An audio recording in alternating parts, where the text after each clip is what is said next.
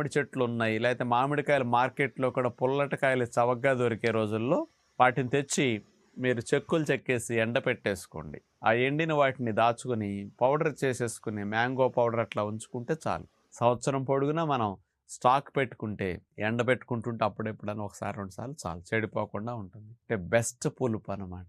అంటే ఆరోగ్యాన్ని పరిరక్షించడానికి ఇంత లాభాలు కలిగిస్తుంది. మనం చింతపండు వల్ల లాభాలంటే ఏముండవు. నష్టాలే ఉంటాయి. కానీ ఈ పులుపు వల్ల లాభాలు చూడండి ఎన్నుంటాయో.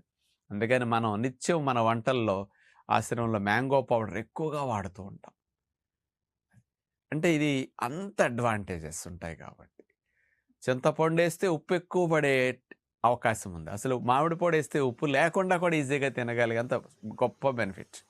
కాబట్టి ఇలాంటి చక్కటి లాభాలు రావటానికి మ్యాంగో పొడి వాడకాన్ని మన వంటల్లో చేర్చుకుంటే బావుంటుందని అందరికీ విజ్ఞప్తి చేస్తూ నమస్కారం.